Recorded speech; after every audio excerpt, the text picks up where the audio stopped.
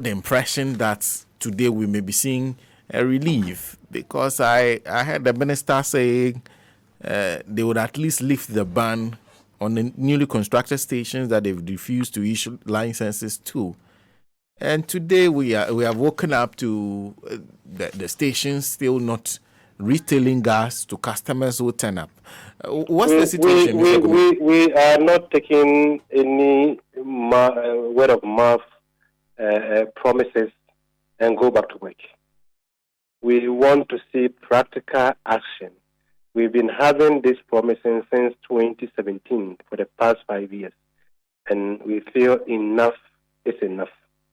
Our reason for doing this is that the LPG marketing companies and the LPG retailers have sunk $10 million on the ground in the name of constructing LPG stations. Government has put ban on this investment since 2017. All effort to get the government to give us a leeway to be able to complete these LPG stations, 122 LPG stations across the country. All effort to get government to lift the ban for us to complete these outlets so we get LPG closer to consumers, so we can recoup the investment made in these outlets, so we can repay the loans we have taken from the banks in these construction have failed for the past 5 years. So we are not taking any waste for it. We want practical action. Our demand to the government is very, very simple, very straightforward, and very legitimate. That is backed and supported by any well-meaning Ghanaians. We are telling government that we have sunk $10 million of $10 million of indigenous Ghanaian funds, borrowed funds, on the ground. And we need to recoup that. Government have two options. Either government gives us that $10 million that we have sunk on the ground to compensate our members with interest, or government lift the ban immediately for our members to complete these stations and recoup our investment. These are our two demands. One, they either gave you the money with interest or they lift the ban. Simple as that. So no commitment as to we will not accept anything of sorts. We will not accept we will, we shall, we must, all the we words of mouth. We have been hearing them for the past 5 years. Let me just give you a little background to this. In 2017, we witnessed an explosion of a magnitude that this country has never seen before. We regret that action. May the soul of those who lost their lives in that unfortunate incident rest in absolute and perfect peace. After that incident, government came up with a number of directives. We, as association, supported government in implementing almost all these directives, because we are also very much concerned about safety of Ghanaians and our own safety. As one directive that came from cabinet that we immediately disagree with in 2017, and we still disagree with today, the basis of which we are going on strike, is that a ban was placed on stations which were under construction. You know, it takes an average of between 2 to 3 years to be able to start and complete the construction of an LPG station. What this means is that at the time the ban was placed in 2017, about 120 stations were under construction. We had been given permits by fire service, by EPA, by MPA, by town and country, town and factory inspectorate, municipal assemblies, and all that.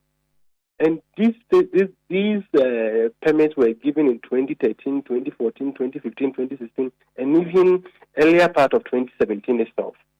And these stations were under various stages of construction.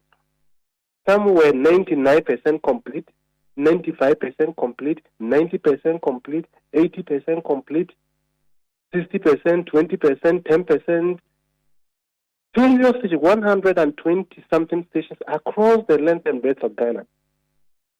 So when that directive came, we wrote to government and said, look, if you want to place a ban on new construction, if you are telling MPA and all the regulatory bodies that don't issue from 2017 October when that incident happened, don't issue any new permit to our members, and that is how government wants to do it, we have no problem.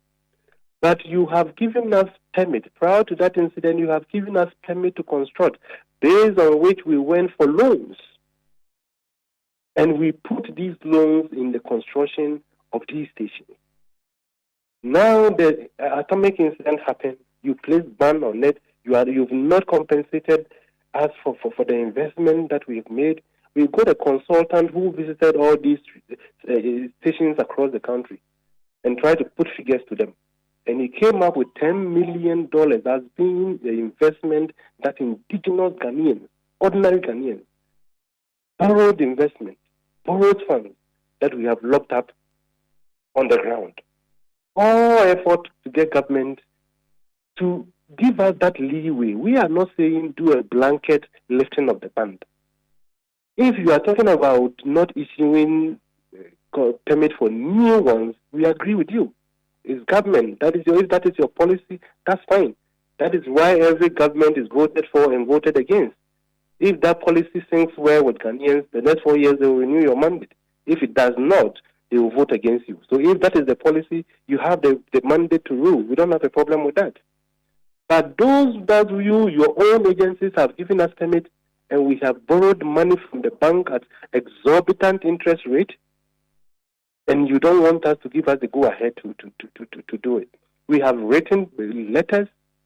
MPA, we have intercepted documents that suggest that the National Petroleum Authority, under the leadership of Mustafa Mohammed, have done a lot of work on our behalf on this. They have written letters through the Ministry of Energy to Cabinet. But as of now, Cabinet hasn't done anything about it. The point is that instruction, that directive came from Cabinet. So neither the Minister for Energy nor the Chief Executive of MPA has the power to review that directive that came from it's only Cabinet that can review its own directive. The Minister himself has been very passionate about this issue, and they have made according to our intelligence, they have made all the presentations that they need to do into Cabinet. But maybe Cabinet is not seeing the magnitude of the problem. So actions like this, when Ghanaians begin to speak, I'm sure Cabinet will hear it. Now our members are dying out of frustration. Our properties that we use as collateral to secure these loans are being attacked by the government, by the banks. Banks are throwing us out of our houses and auctioning the houses. Banks are ransacking our houses and taking away every single movable property, including the beds and mattresses we sleep on with our wives and husbands. We can't take it any longer. Not until these two demands are made indeed, not in West. We are not going back to work, no matter how long it takes. But, Mr. Kumi, you are a businessman. You have a product sitting down. You have people interested in buying that product. And you've decided that you will not sell that product. You have put it right, you have hit the nails right on the head. When a businessman in this COVID era, in these difficult times, in this Russia-Ukraine war times, decides that I will lock up my business. This is not a government entity. This is a private businessman. Say, I'm locking up my business in these difficult times. And you should know that what is something very, very, very, very extraordinary is chasing that businessman. My point is, do you not stand to lose more than that? What will compel you guys to one morning say that I'm locking up Radio Gold? I won't work again. So it's not a small issue that we are dealing with. People are having their houses. One man in Kumasi, one man in Sunyani, they've had their houses confiscated. The bank is auctioning it. I can send you pictures of those things. The bank is auctioning the houses. A man in Sunyani has a 6-bedroom house. He was living in with the family. He's now living in a chamber at home. Yeah, because he has, what is the crime? He has taken loans, wanting to expand his business as a Ghanaian, give Ghanaians employment, pay tax to government, help government expand the consumption of LPG in Ghana. That is his crime. These assets are sitting there. It's not as if that he took the money and, excuse me to say, went to do useless things with the money. He took the loan to expand his business. That's his crime. Let me end by then asking you. I believe, because one thing that has come up again is this whole idea of a cylinder recirculation policy, that lifting this ban essentially will be counterproductive to that policy. I don't know how counterproductive that can be to that policy. If you lift the ban, the cylinder recirculation agenda you are pursuing, you need the outlets. All the 750 outlets in Ghana are going to be used as cylinder exchange points. So when you open these outlets, aren't you rather spreading the idea of the whole cylinder recirculation idea is to get the product to the doorsteps of every corner of Ghana. And these outlets are scattered all over the place. So if you open these outlets and your cylinder recirculation happen to see the day of light, can't you use all these outlets as cylinder exchange points? Can't we do that? And in any case, your cylinder recirculation, where is it? In 2017, 2018, 2019, we spent millions of Ghana city taxpayers' money piloting and doing all kinds of noise, unnecessary noise about cylinder recirculation. Where is the piloting we did? Where has it? And that is my problem with you, the media. They will invite you, take you around, go all to all the places we are doing that.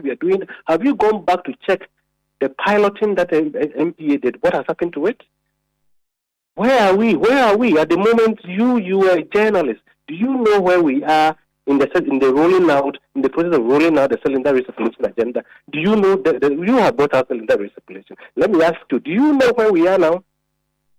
Have you heard anything about cylinder recirculation for the past 1 year? And in any case, cylinder recirculation is not introducing an industry in Ghana. Cylinder recirculation simply means that you are applying a new strategy to an existing industry, an industry that has existed for the past 25 to 30 years, an industry that employs over 7,000 indigenous Ghanaians. So must you destroy what you have simply because you have the intention of introducing a new strategy? Must you do that? This is a bird in hand. Mr. Kumi, thank you very much for speaking to us. Thank you very much. Mr. Gabriel Kumi is National Vice President of the LPG Marketers Association. Over to you.